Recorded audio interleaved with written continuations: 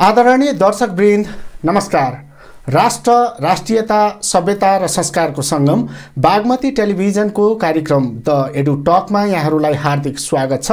म सुदीप बर्देवा। कार्यक्रम द एडु टकमा हामी नेपालको समग्र शिक्षा क्षेत्रको बारेमा केन्द्रित रहँदै कुराकानी गर्ने गर्दछौँ। नेपालको सबैभन्दा शिक्षा क्षेत्रको उपल्लो निकाय शिक्षा मन्त्रालयदेखि नेपालको शिक्षा क्षेत्रको सबैभन्दा तल्लो तह बाल विकास कक्षासम्मका सन्दर्भमा केन्द्रित रहेर कुराकानी गर्ने गर्दछौँ। आजको कार्यक्रममा हामी एउटा महत्त्वपूर्ण विषयमा केन्द्रित रहेर कुराकानी गर्दैछौँ।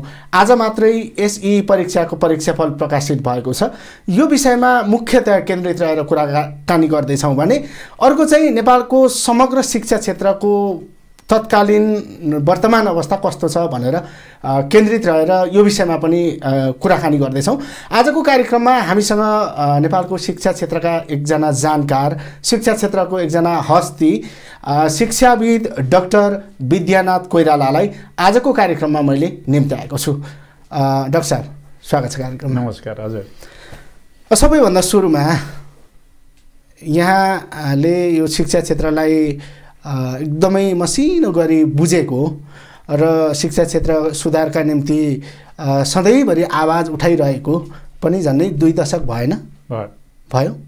यो 2 दशकको समयमा तपाईहरूले उठाइराखेको आवाज यो सरकारले कति सम्बोधन गर्यो, कति गरेन?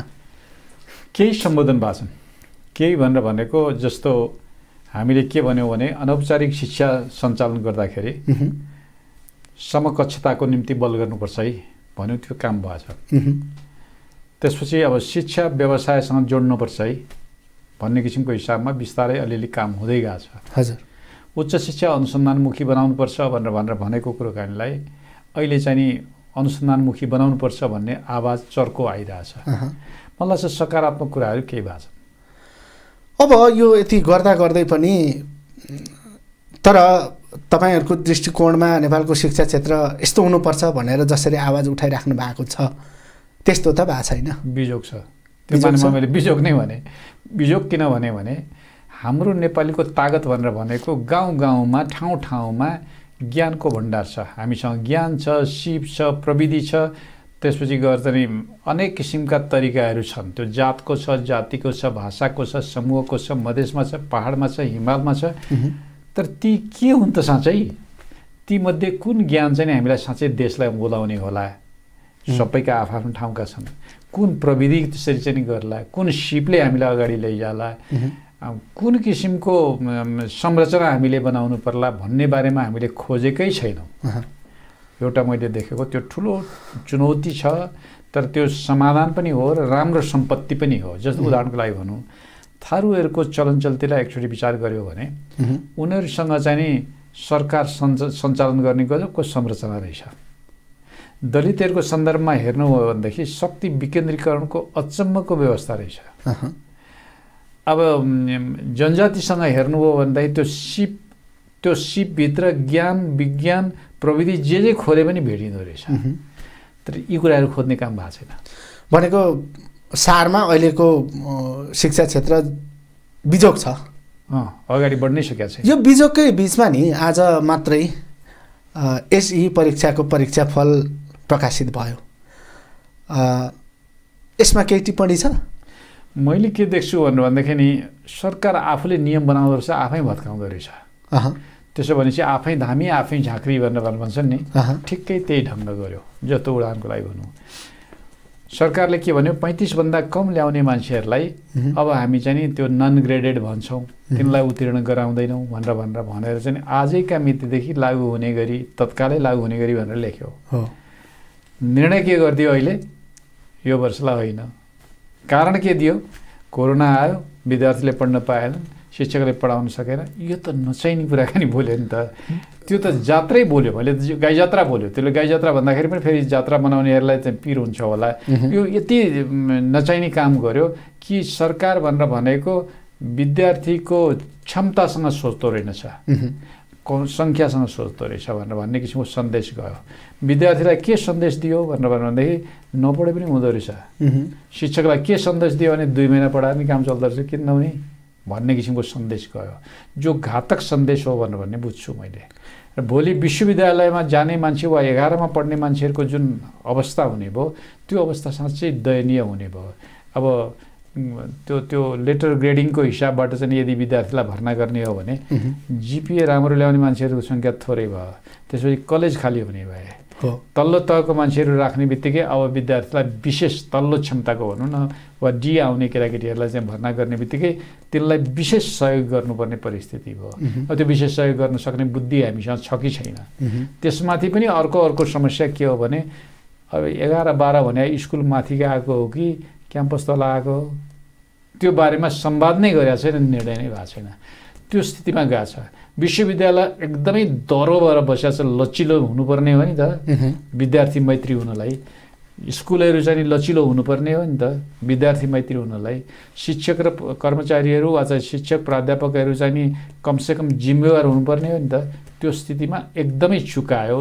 यो मानेमा मैले चाहिँ नि यो रिजल्टले त्यति राम्रो बाटो दिएन भनेर देख्छु। भनेको नेपालको शिक्षा क्षेत्र लयमा छैन, भएन। अब साँच्चै लयमा लाउने हो भने हामी 11मा 12मा 2 ठाउँमा चाहिँ असाध्यै बल गर्नुपर्ने परिस्थिति आयो। बल गर्ने कसरी भनेर भन्दाखेरि 11मा जाने केटाकेटीलाई गोरी खाने कसरी बनाउने हो? त्यो सिपै सिपको देश हो यो, होइन? जनजातिका सिप हेरे पनि छ, बाहुन क्षेत्रीका सिप हेरे पनि छ, दलितहरूका सिप हेरे पनि छ, मधेसीहरूको सिप हेरे पनि छ, मुस्लिमको सिप हेरे पनि छ। त्यो सिपलाई आधुनिकीकरण गर्दै बजारीकरण गर्ने किसिमको तरिका के हो भन्ने बारेमा र शिक्षक पनि तिनै हुन्, तिनीले शिक्षण गर्न सक्छन् भन्ने किसिमको एउटा चिन्तन मलाई लाग्छ आक्रामक ढङ्गले लानुपर्ने देख्छु। दोस्रो चिन्तन के देख्छु भनेर भन्दाखेरि केटाकेटीहरूले पढी खाने किसिमको कुरोहरू पनि जानन्। अहिले कस्तो भयो भने नपढे नि पढिन्छ पास हुन्छ भनेर भन्ने दृष्टिकोण बनाए। त्यसो होइन है। अब चाहिँ हाम्रा पुर्खाको ज्ञान, आधुनिक ज्ञान र त्यसपछि संस्कारमा भएका ज्ञान, यी ज्ञानहरू जोड्ने के गरियो, प्रविधिहरू जोड्ने के गरियो, सिपहरू जोड्ने के गरियो, मान्छेलाई के गरी साँच्चै जानकार बनाउने हो भन्ने बारेमा आक्रामक ढङ्गले यदि काम गर्न सकिएन 11 कक्षामा भने बडो गाह्रो हुन्छ। शिक्षकहरूले दुईटा काम, शिक्षकलाई मेन्टरिङ गर्ने र मोनिटरिङ गर्ने। मेन्टरिङ भनेको पछि लाग्ने भने हो, के अरे मोनिटरिङ भनेर भने के गरिरहेछ भनेर चाहिँ हेर्ने भनेर भने हो। अब त्यो मोनिटरिङ गर्नको लागि मेसिन भनेपछि अब त्यो के भन्छ सिसी क्यामेराबाट मोनिटरिङ गर्नुपर्ने परिस्थिति अब हामी आयो। मेन्टरिङ गर्नको निम्ति चाहिँ के जरुरी भयो भनेर भन्दाखेरि अब केटाकेटी मोबाइलमा अभ्यस्त भए, मोबाइलबाट मेन्टरिङ गर्ने तरिका के हो? शिक्षकहरू त्यसमा अभ्यस्त हुनलाई कर लाग्यो। अब टेलिभिजनमा अथवा चाहिँ इन्टरनेटमा त्यो उनीहरू जानेछन् भने त्यसबाट कसरी गर्ने हो? यो बारेमा आक्रामक ढङ्गले, म फेरि पनि त्यो आक्रामक शब्द दोहोऱ्याइरहेको छु, आक्रामक ढङ्गले अगाडि बढिएन भने भोलिको स्कुलको शिक्षा त गयो, क्याम्पसको शिक्षा पनि जान्छ। डाक्टर साहब, अब यो तत्कालीन एसएलसी राणाकालदेखि सुरु भयो। हजुर। अहिले हामीले राणा शाहहरूको एकात्मक राज्य प्रणाली फालेर सङ्घीय लोकतान्त्रिक गणतन्त्र नेपालमा छौँ आजका दिनमा। तर यो तत्कालीन एसएलसी, तर हामीले पछिल्लो समय नाम चेन्ज गरेको चाहिँ एसई। राणा शाहकालको परीक्षा प्रणालीले सङ्घीय लोकतान्त्रिक गणतन्त्र स्थापना भएर यहाँसम्म आइपुग्दासम्म नेपाल सरकारलाई यसले छोडिराखेको छैन। सत्य हो? ठिक हो। तर एउटा कुरा आजका दिनमा यो आवश्यक छ। एकदमै। राणाकालको एउटा तागत के थियो भने त्यो बेलामा पढेका मान्छेहरूको तागत चाहिँ अचम्मको थियो। भनेपछि उनीहरूले चाहिँ गुणस्तरीयता छोडेका थिएनन्। हामीले त्यो धर्म पनि छोड्यौँ। हामीसँग कस्तो भयो भनेदेखि नि त्यो हगन बाटो छोड भन्छन् नि, न यता न उता भयो, न गुणस्तरीयतामा हामी प्रतियोगिता गर्न सक्ने अवस्थामा पुग्यौँ, न हामीसँग जनपक्षीय जसलाई चाहिँ रेडनेस भनेर भने नि कम्युनिस्टहरूले भन्दाखेरि लाल विज्ञ भनौँ न, लाल विज्ञता बनाउने किसिमको ढङ्ग गर्न सक्यौँ। अनि दुईटै काम हामी यसरी चुक्यौँ कि अहिले हामीले न जनतामुखी बनाउन सक्यौँ, न चाहिँ नि त्यो विज्ञतामुखी बनायौँ। अब अहिलेको सन्दर्भमा मैले के देख्छु भने दुईटै काम गर्नुपर्छ। राणाकालीन बेलाको त्यो गुणस्तरीयतालाई चाहिँ समात्नुपर्छ हो। त्यसलाई नाइ भन्नु हुँदैन, किनभने राणाकालको भनेर भनेदेखि छोड्ने, पञ्चायतकाल भन्ने बित्तिकै छोड्ने, बहुदलकाल अथवा चाहिँ गणतन्त्र भने कायदा हुन्छ भनेर भने यो थोत्रो बुद्धि पनि झिक्नुपर्छ। मैले थोत्रो बुद्धि भने किनभने कुनै पनि कालका राम्रा कुराहरूलाई निरन्तरता दिने हो। बेलायतको संविधान हेर्नु न, कति वर्षदेखि लेख्या हो, त्यो नलेखेरै चलिरहेछ, हुँदो रहेछ त। अमेरिकाको संविधान हेर्नु न, कति वर्षदेखि त्यही चलिरहेछ, संविधान संशोधन पनि छैन, भइरहेछ त। त्यसको माने त्यो हिजोको नीति काम गरेन, हिजोको काम गरेन भन्ने होइन, हिजोकै कुरामा टेकेर हामी अगाडि बढ्ने हो। मलाई लाग्छ अहिलेको आवश्यकता हिजोको होइन, हिजोको आवश्यकता अहिलेको होइन। भनेको हामी सही ट्र्याकमा हिँड्नु पर्यो। ठिक भन्नुभयो। त्यसको निम्ति गर्नुपर्ने के रहेछ भनेर भन्दै अबको केटाकेटीलाई हिजो जस्तो राणाकालमा जस्तो जागिर पक्का पास गर भनेर भन्ने दुनियाँ अब छैन। अब के भन्नु पर्यो भने जागिर पनि आफै खोज, सोच तिम्रो, लगानी मेरो।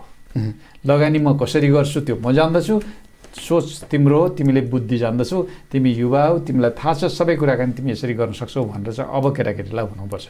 अब ठुला मान्छेहरूले तिमीलाई कृषि पढ, तिमीलाई स्वास्थ्य पढ, तिमीलाई यो पढ भन्ने दिन गए। हजुर, त्यसको अर्थ के पनि हुँदैन, किनभने त्यो हिजो ठिक थियो होला, पञ्चायतलाई ठिक थियो होला।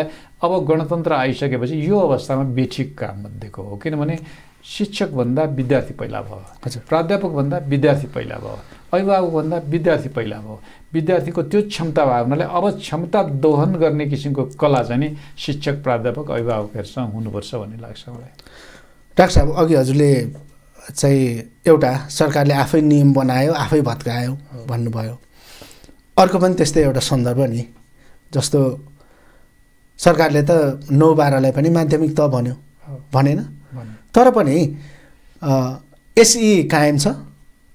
कक्षा 12मा पनि एक किसिमको परीक्षा झन्डै एसई बराबरकै भनौँ न, सरकारले लगानी गर्दा बजेट जति खर्च हुन्छ त्यो दुइटै भइरहेछ। भनेको माध्यमिक तहमा 2टा परीक्षा होइन? ठिक हो, त्यो नचाहिने काम गरिरहेछ। किनभने 2073को सरकारको 8औं संशोधनलाई हेऱ्यो भने, ऐनलाई हेऱ्यो भने त्यसले के देखाउँछ भने 12 क्लासमा अब एसएलसी जाँच हुन्छ भनेर लेखेको छ। यदि त्यसरी बुझिदिने हो भने 10 क्लासको जाँच किन, 10 क्लासमा यो राष्ट्रव्यापी हल्ला गर्नुपर्ने किन भन्ने प्रश्न चाहिँ नि सरकारको निम्ति एकदमै बलियो प्रश्न हो। त्यो प्रश्नको उत्तर सरकारसँग छैन। दोस्रो प्रश्न छ, संविधानले 12 क्लाससम्म निःशुल्क शिक्षा भन्यो। निःशुल्कको वकालत गर्ने सरकारकै अङ्गले परीक्षा बोर्डले प्रति विद्यार्थी 500 रुपियाँ विद्यार्थीको निम्ति जाँच शुल्क भनेर उठाउने। न्यायको हिसाबबाट भन्ने हो भने यो देशमा न्यायमूर्ति छन् भने त्यो न्यायमूर्तिहरूले त अलिकति सोच्नुपर्ने, त्यो पनि गडबड भइरहेछ। अब विद्यार्थीहरूलाई चाहिँ 2 पटकसम्म सामाजिक समिति त्यो संसदमा भएको सामाजिक समितिले 2 पटकसम्म आदेश दिएछ। आदेश के भने 10 क्लासको जाँच नगर है, किनभने 10 क्लास 9-12को स्कुल हो। त्यसैले गर्दाखेरि त्यो चाहिँ नि अब तिमीले 10 क्लासको के अरे यो 10 क्लासको जाँच यसरी गर्नु हुँदैन भनेर 2 पटक आदेश दिँदाखेरि व्यवस्था गरिरहेछ शिक्षा मन्त्रालयले। शिक्षा मन्त्रालयले समातेको के हो भनेर भन्दाखेरि चाहिँ त्यो कुनै बेलाको नीति नियम थियो, 10 क्लासमा जाँच गर्नुपर्छ, त्यही समातेर बसिरहेछ। डाक्टर साहब, यहाँनिर सरकारको यो अहिले जे गरिरहेको छ नि, यो नीतिगत बाध्यात्मक परिस्थिति हो कि निजी शिक्षा क्षेत्रका मान्छेहरूको दबावमा यो गरिरहेछ, यो भन्न मिल्छ? दुइटै हो। कसरी भनेदेखि नीतिगत हिसाबमा के गरेनन् भनेदेखि 10 क्लासको जाँच एसएलसी जुन बेलामा थियो त्यो चाहिँ एसएलसीलाई झिकेर एसई प्रदेश तहमा दिनुपर्ने भनेर भन्न चाहिँ लेखेको छ। प्रदेश तहमा जाँच दिएको जस्तो किसिमको गर्यो, तर रिजल्ट गर्ने बेलामा के गरिदियो भने सङ्घीय तहले रिजल्ट गरिदियो। नचाहिने काम हो नि त, किनभने प्रदेशले गर्नुपर्ने रिजल्ट किन सङ्घीयले गर्यो? यदि सङ्घीयले गर्ने भएदेखि प्रदेश तहलाई जाँच गर्नु भने किन भन्यो? भनेपछि त एउटा त्यहाँनिर चाहिँ यो किसिमको कुरोकानी छ। दोस्रो, निजीहरूको के हो भनेर भनेदेखि उनले त स्कुल व्यवस्थापनको स्कुल चलाएका हुन्, उनले मानविकीको स्कुल चलाएका हुन्, उनले विज्ञानको स्कुल चलाएका हुन्, उनले त वर्गीकरण गरेर चाहिँ छुट्याएर चलाए। तर सरकारको अहिले पाठ्यक्रम विकास केन्द्रको भाषा एकलपथीय हो, 12 क्लास स्कुल हो। त्यसो हुँदाखेरि चाहिँ नि सरकारको भाषाले के जान्दैन भनेर भनेदेखि विज्ञान पढाइ हुन्छ, यहाँ सामाजिक पढाइ हुन्छ, यहाँ चाहिँ नि के अरे मानविक पढाइ हुन्छ, यहाँ व्यवस्थापन पढाइ हुन्छ भनेर भने सरकारको भाषामा जान्दैन। तर निजीले जाने। +2 को यहाँ पढाइ हुन्छ भनेर भने चाहिँ लेखिदिए, +2 लेख्न पाइँदैन। यहाँ व्यवस्थापन, यहाँ मानविकी, यहाँ चाहिँ विज्ञान पढाइ हुन्छ भनेर लेख्न पाइँदैन, यो उच्च माध्यमिक शिक्षा हो भनेर चाहिँ लेख्न पाइँदैन। त्यो बदमासी गरे अब सरकारकै नियमलाई उनीहरूले नोटेरिया हो। त्यसैले निजीको बल पनि हो। हजुर, निजीले किन बल त्यसरी देखाए भने सरकारका मान्छे 2-4 पैसा दिएपछि चुप लाग्छन् भन्ने हो। मैले चुप लाग्छन् भनेर भन्ने उदाहरण दिन्छु। उदाहरण के हो भनेदेखि सरकारले राष्ट्र र राष्ट्रियता झल्किने नाम हुनुपर्छ भनेर चाहिँ उसमा ऐनमा लेख्या छ, नियमावलीमा लेख्या छ। स्कुलको नाउँ के राखेको छ भने स्प्रिङ रोल्स, स्प्रिङ के जाति। अब यस्तो नाउँ किन चाहियो हामीले? त्यति मात्रै होइन, विदेशी सहरहरूका नाम राखेका छन्, स्पोर्ट्स क्लबको नाम राखेको छ।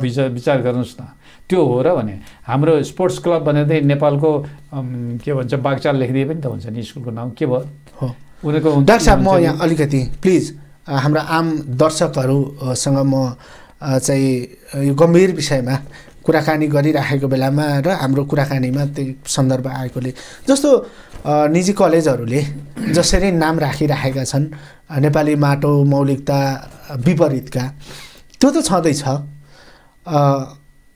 मैले यो विषय राख्दै गर्दाखेरि कसैलाई असर पर्यो भने क्षमा चाहन्छु, तर नेपालमा एउटा यस्तो स्कुल चलिरहेको छ नि, इन्डियन मोडर्न स्कुल। ठिक हो? सुन्नु भएको छ? यो पाइन्छ? गजब ल्याउनु भयो। त्यसको निम्ति हामी शिक्षा आयोगको प्रतिवेदनको कुराकानी भन्छु। 2074 सालमा हामीले के लेख्यौँ भने उनीहरूले त्यो दूतावासले प्रत्येक देशमा आफ्नो स्कुल खोल्न पाउने हक छ, उनीहरूको अधिकार हो। कतिवटा स्कुल खोल्ने त्यो बारेमा सरकार बोलिदिनु पर्ने हो। सरकार निरीह भयो। भारतका चाहिँ 20वटा 22वटा स्कुल हुने, चाइनाको 22वटा स्कुल आयो भने नाइ भन्नु प्रश्न हो नि त वास्तवमा। त्यस्तै गरी चाहिँ अमेरिकाको 20वटा 22वटा स्कुल आयो भने नाइ भन्नु सरकारको निम्ति अप्ठ्यारो भयो नि। सरकारले त्यहाँनेरि परराष्ट्र मन्त्रालय अन्तर्गत बसेर कुन कुन स्कुलहरू कसरी सञ्चालन गर्नुपर्ने, कतिवटा स्कुलसम्म उल्लेख गर्ने, त्यहाँ चाहिँ स्वदेशी विद्यार्थी पढ्न पाउने कि नपाउने, विदेशी विद्यार्थीहरू मात्रै उनीहरू त उनीहरूको निम्ति भनेर बनायो नि त त्यो स्कुल त।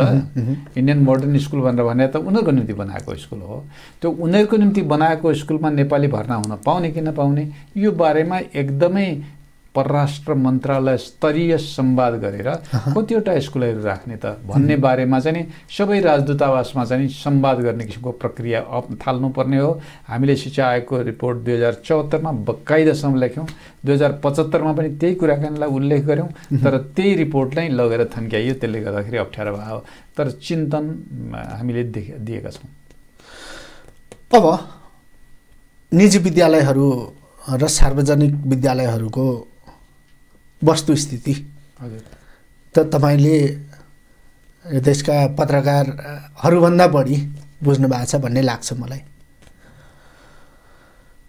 नेपालको शिक्षा क्षेत्रको उन्नयनका लागि निजी शिक्षा क्षेत्रले हामीले सबैभन्दा ठुलो रोल खेलेका छौँ भन्छन् नि, ठिक हो?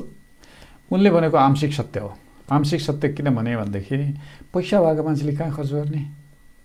ती मान्छेले पैसा के गर्थे भने विदेशमा खर्च गर्थे, स्वदेशमा खर्च बचाइदिए। त्यो उनले भनेको कुराकानी ठिक हो, त्यसमा दम छ, तागत छ। सँगसँगै गएर के पनि हो भने कुनै पनि राजनीतिक दल जो सरकारमा बस्यो, संविधानमा 3 खम्बे अर्थनीति लेख्यो, निजीलाई नियमन गर्ने भन्ने शब्द भर्या छ। त्यसपछि निजीलाई नाइ त भनेको छैन। अब प्रश्न त्यहाँनिर आयो क्या, नाइ नभन्ने नेपाली काङ्ग्रेसले एकदम उदार अर्थनीति अन्तर्गत निजी नै खोलिदिने हो। एमाले संस्थागत रूपबाट भित्रै जानुपर्छ, हामी चाहिँ निजीमा हाम्रो वर्चस्व हुनुपर्छ भनेर निर्णय गर्ने। माओवादीले त्यहाँबाट पैसा कमाउन सकिन्छ भनेर निरन्तर रूपमा दोहोरिरहने बुद्धि त यही नै हो। मधेसवादीले पनि नछोड्ने। अब एक किसिमको हिसाबले अहिले निजीका यदि प्याप्सन एन्ड प्याप्सनका साथीहरूलाई वा हिसानका साथीहरूलाई सोध्यो भने हामीलाई 20-25% त यस्तो पैसा राखिदिनुहोस्, त्यो जुन पैसा चाहिँ हामीले देखाउन पनि नमिल्ने, नदी पनि नहुने पर्छ भने त्यो भने राजनीतिक दलले माग्ने हो, त्यो भने विद्यार्थी सङ्घ सङ्गठनहरूले माग्ने, त्यो भनेको अरू मान्छेहरूले नेताहरूले अथवा चाहिँ के किसिमको गरेर माग्ने, त्यो त हो नि। त्यसो भएपछि अब हामीले गर्ने के हो भनेर भन्दाखेरि चाहिँ यो यथार्थलाई बुझौँ। अब हिजो जुन निजी र सरकारले विभेद ल्यायो भनेर भन्ने जुन मानसिकता थियो, त्यो मानसिकता ठुलो स्वर उठाउने माओवादीकै मन्त्रीहरू कति वर्षदेखि किन बन्द गरेनन्? प्रश्न गरौँ न। अब त्यो अर्को स्वर लिएर आउने चन्दवादी माओवादीको चन्द समूह, अहिले चाहिँ नि के भन्छ अर्को समूह, ती सबैले बोल्ने भाषा जुन भाषा हो, अहिले आएर उनीहरूका दस्तावेज हेर्नु हो भने तत्कालको लागि यो बन्द गर्न सकिँदैन भनेर लेखेका छन्। हिजो बेइमानी गरे त हो नि, हिजो हाम्रा केटाकेटीलाई 2 थाले शिक्षा भयो भनेर चाहिँ मुर्दाबाद भनेर उठाएको त हो त। उहाँहरूले गरेको बुर्जुवा शिक्षा भयो, जनवादी शिक्षा लागू गर्छौँ भनेर एकदमै त्यो झोला झाडीमा फालेर हिँड्ने हो त। त्यो अपराध त उहाँहरूले स्वीकार्नुपर्छ नि। हिजो हामीले अपराध गरे हो भन्नु पऱ्यो नि। अब हामीले चाहिँ नि त्यसो भए अब हामी यसरी बढ्छौँ, यो पढाइलाई यसरी गैर बुर्जुवा बनाउँछौँ, यो पढाइलाई यसरी व्यवहारिक बनाउँछौँ, यो पढाइलाई यसरी जनमुखी बनाउँछौँ, यो भनेको यो भन्नु पऱ्यो नि। त्यतिसम्म पनि कि संविधानको धारा 51 को जको 1 नम्बरमा पढाइ व्यवहारिक बनाउने, जनमुखी बनाउने, उत्पादनसँग जोड्ने, राष्ट्रवादिता बनाउने, के जाति भनेर भने नैतिक धरातलमा के जाति बनाउने भनेर बकाइदासँग लेखेको छ। संविधान लागू नगर्ने, त्यो किसिमको कुराकानीमा उहाँहरूले चिन्तन नै गर्नुभएको छैन। चिन्ता त छँदै छैन। चिन्ता भएपछि बल्ल चिन्तन गर्ने हो भनेपछि चिन्ता त छैन भने चिन्तन के हो सुन्नुले। अब यी हाम्रा देशका नेताहरू मुख्यतः तपाईँले पार्टीकै नाम लिएर कुन पार्टीले के गरिरहेछ भनेर प्रश्न भनिसकेपछि हामी सही लिडरको सही नेतृत्वको अन्डरमा नेपाली जनता छैनन्। अहिले यसलाई कसरी बुझ्नुपर्छ भने नेताहरूले त्यो गहिराइमा कुराहरू बुझेका छैनन्। किनभने नेताहरूले बुझ्ने भाषा भनेको के रहेछ भने ठुला कुराकानी गर्न जान्दा रहेछन्। उनले सानो कुरा मिहिन ढङ्गबाट बुझ्ने किसिमको हुँदो रहेछन्। जस्तो उदाहरणको लागि भनौँ न, मैले भने जनता जनार्दनको ज्ञान छ, त्यो ज्ञानलाई यतातिर आधुनिक ज्ञानसँग जोड्नु पर्यो भने त्यो कतिजना के अरे राजनीतिज्ञहरूले बुझ्लान्। किनभने तिनका बुद्धिमा त के छ भने जनता भने जान्दैनन्, हामीले सिकाउनुपर्छ भन्ने मात्रै बोकेको छ। चाहे त्यो काङ्ग्रेस होस्, चाहे कम्युनिस्ट होस्, चाहे चाहिँ के अरे जनता समाजवादी होस् अथवा अर्को कुनै पार्टी होस्, तिनका बुद्धिमा, मैले थोत्रो बुद्धि भन्छु, त्यो थोत्रो बुद्धिमा एउटा कुराकानी के राखिरह्यो भने जनता जान्दछन् भनेर भन्ने उनले बुझेनन्। त्यो बुझाइलाई भत्काइदिनु पर्यो। अब उनलाई भन्नु पर्यो यहाँ जनता जान्दछन् है। दोस्रो कुराकानी भनौँ, अब स्कुलमा पढिसकेपछि त्यसको गुणस्तरको जिम्मा कसले हो? त्यो शैक्षिक गुणस्तरको जिम्मा को हो? चीनको जस्तो किसिमको तरिका गर्ने भने राजनीतिक दल हो। अमेरिकाको जस्तो तरिका गर्ने हो भनेर भन्दाखेरि निष्पक्ष जनसमुदाय हो। बेलायतको जस्तो तरिका गर्ने हो भनेर भन्दाखेरि त्यो कर्मचारी तन्त्र हो। फ्रान्सको जस्तो तरिका गर्ने हो भने पालिका हो। को हो जिम्मेवार? यो किसिमको कुराकानीमा उहाँहरूले त्यो सोच्दै सक्नु भएन। किनभने हामीले भनेको बोली पनि उहाँहरू कहाँ पुगेन। तेस्रो मैले देखेको स्कुल माथि गयो कि क्याम्पस तल आयो, त्यो भनेको शब्द साह्रै सानो हो, तर त्यसले विद्यार्थीको भविष्यसँग जोडिन्छ, शिक्षकको तरिकासँग जोडिन्छ, पढाइको डिजाइनसँग जोडिन्छ। यो गहिराइमा कसरी बुझ्ने हो? चौथो कुराकानी भन्छु, अब पढाइ अनुसन्धानसँग जोड्नुपर्छ भनेर भन्ने किसिमको सबैले भनियो। अनुसन्धानको लागि पैसा चाहिन्छ भन्ने बुद्धि मात्रै भयो। अनुसन्धान भने त प्रवृत्ति हो नि, पैसा होइन नि त। अब यो प्रवृत्ति कसरी बनाउने हो भनेर भन्ने बारेमा संवाद गर्ने राजनीतिक दलको नेतृत्व नै भएन हामीसँग। अब उनलाई घचकेचार्न छोड्नु हुँदैन, कुनै न कुनै दिन टाउकोमा आउला भनेर भने आशा गर्ने हो। डराएर बस्नु परेछ। डराएर बस्ने भन्दा पनि उहाँहरूलाई चाहिँ जसरी तरी त्यो भन्नुपर्छ, बनाउनुपर्छ, कराउँदै जाँदाखेरि कतै न कतै सुन्लान् भनेर भन्ने आशा गर्ने हो। डाक्टर साहब, चेत सकारात्मक आउनेवाला छ हाम्रा नेताको। हुन त हामी परिकल्पनाकार त होइन, भविष्यवाणीकर्ता त होइन, तर व्यवहार त अहिले उहाँहरूको क्रियाकलाप जस्तो देखिराखेको छ नि। यस्तो हो, म कसरी देख्छु भनेर भन्दाखेरि नि, बेसरी अँध्यारो भएपछि उज्यालो नगर सुख, प्रकृतिले सिकाएको त त्यही हो नि, नियम होइन र? हो। अब ध्वंस गरेपछि निर्माण हुन्छ भनेर राजनीतिक दलले भने पनि त त्यही हो नि, होइन र? हो। अब यहाँभन्दा तल जाने ठाउँ छैन। अब हेर्नु न, अब अहिले हामी जो आयो त्यो पास भयो भनेर भन्ने किसिमको अवस्थामा हामी पुगिसक्यौँ भने यहाँभन्दा तल जान्छौँ कहाँ? अब त्यसो भएपछि ती भएका केटाकेटीहरूको क्षमता पुगेन भनेर हामी भनिरहेछौँ। अब क्षमता पुगेन भने अब क्षमता नबढाएर सुख? त्यसले मलाई के लाग्छ भने अँध्यारो भएको छ, त्यसमा शङ्का छैन, तर त्यसलाई चाहिँ नि बिस्तारै बदल्नुपर्छ, बदल्ने काम हाम्रै हो भनेर विश्वास गर्छौँ। आजका दिनमा हामी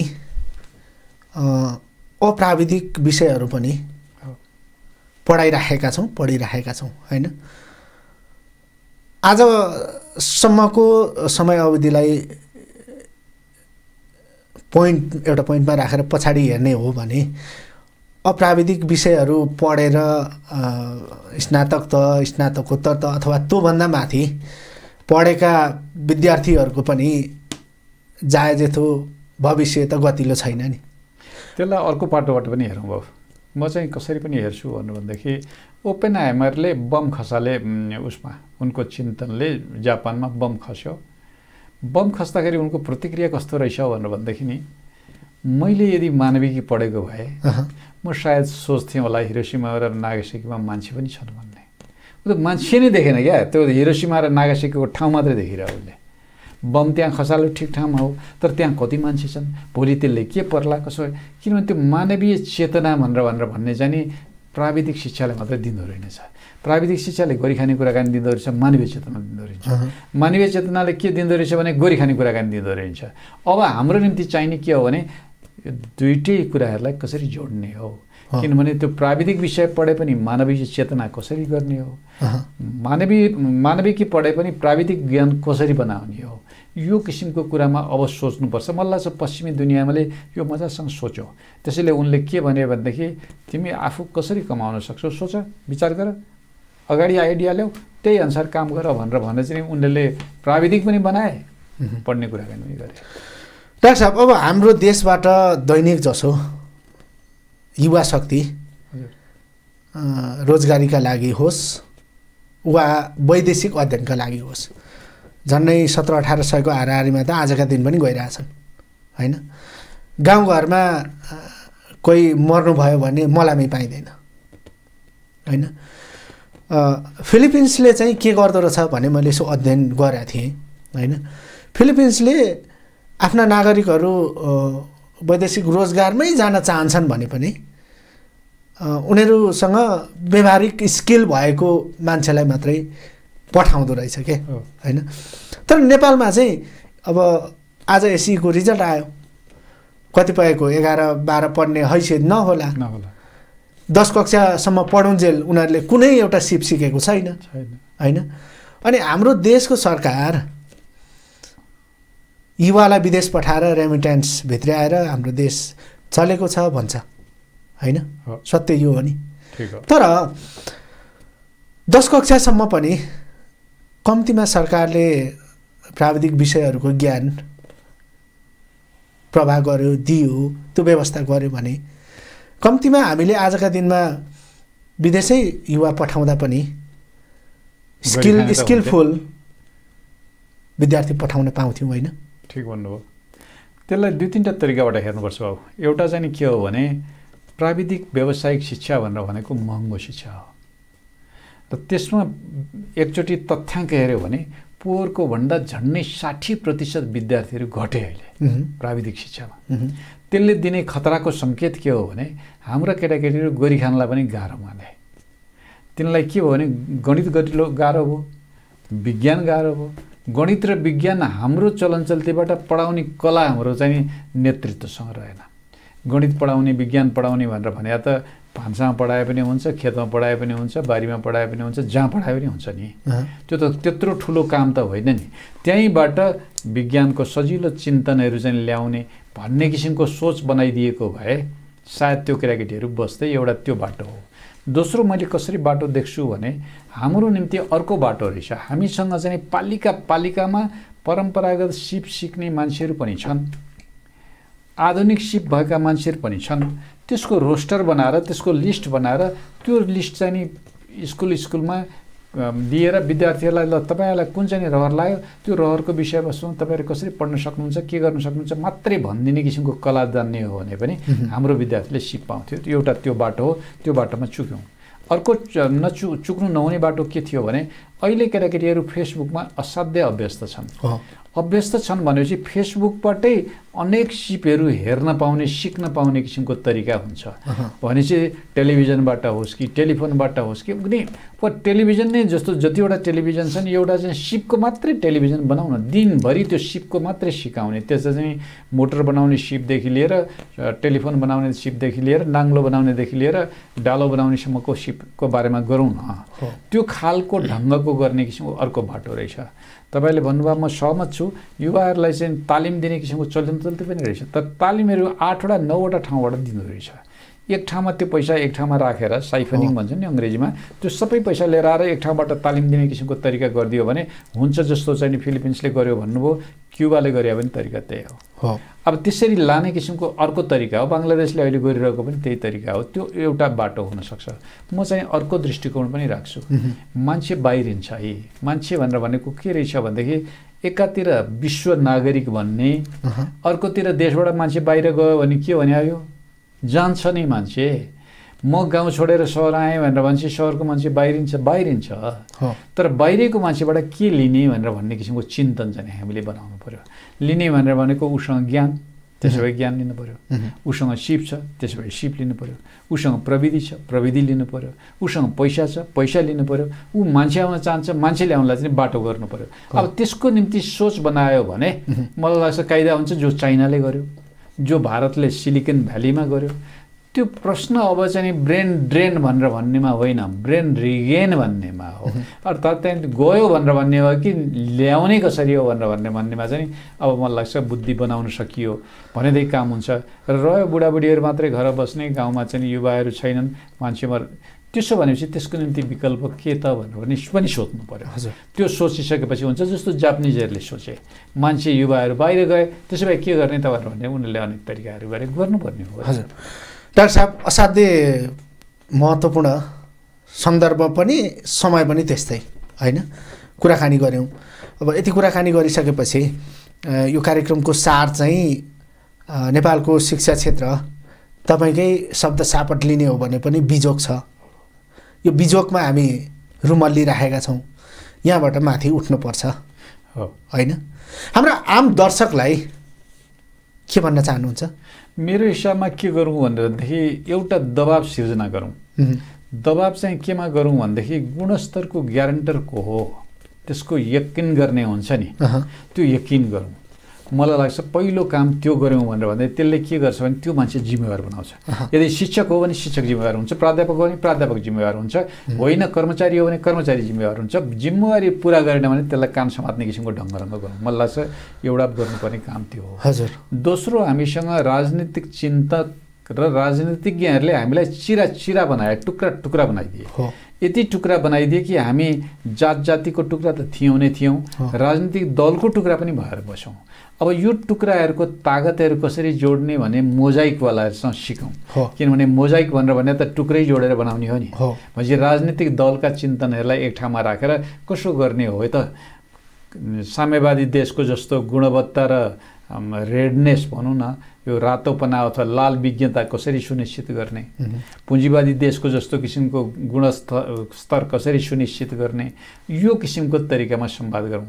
मलाई चाहिँ यसरी संवाद गर्नको निम्ति अभिभावक पनि क्रियाशील हौँ, आवाज उठाउँ, विद्यार्थी पनि क्रियाशील हौँ, किनभने भोलिको भविष्य उनीहरूको हो। उनले गरिखाने सिप कसरी भनेर भन्दाखेरि हामी प्रविधिमा जान्छौँ, ल प्रविधिमा जाऊ। हामी आम्ने सामने बस्छौँ, आम्ने सामने बस्छ। घरैमै सिक्छौँ, घरमै सिक। प्राइभेट एकारे स्कुलहरू चलाउँछौँ, चलाऊ। प्राइभेट गर्छौँ, पहिले के गर्नुपर्छ गरौँ, अनलाइनबाट गर्ने अनलाइनबाट गरौँ। यो प्रक्रियामा चाहिँ अब हालौँ। मलाई चाहिँ यति गर्न सक्यौँ भने हामी चाहिँ नि शिक्षालाई सुधार्न सक्छौँ। मलाई विश्वास के छ भने शिक्षा नसुधारिकन सुखै छैन। सुधार्नको निम्ति हिम्मत गर्ने मान्छे भयो भने सुधार्न सजिलो सम्भव छ। संवादबाटै बुद्धि निक्लन्छ। बजारले यस्तो गर्यो, फलानाले यस्तो गर्यो भनेर भन्ने आक्रोश त एउटा कुराकानी होला, तर समाधान त्यही हुन्छ। हस्, महत्त्वपूर्ण समय दिनुभयो, महत्त्वपूर्ण विषय र सन्दर्भमा हाम्रा आम दर्शकलाई जानकारी गराइदिनु भयो।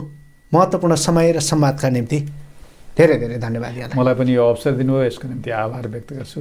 बागमती टेलिभिजनप्रति आभार र सुदीप बाबुप्रति धेरै धेरै आभार। हस्, आदरणीय दर्शकवृन्द, आजको कार्यक्रममा हामीले कुराकानी गऱ्यौँ प्रोफेसर डाक्टर विद्यानाथ कोइरालासँग। उहाँ शिक्षाविद, लामो समय शिक्षा क्षेत्रमा नजिकबाट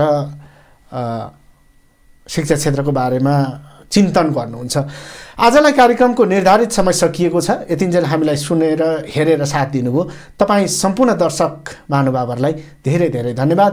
कार्यक्रम द एडुटकको आगामी कार्यक्रमहरूमा विभिन्न विषयमा यसरी नै बहस छलफल चलाउँदै जानेछौँ। हामीलाई हेर्दै गर्नुहोला। नमस्कार।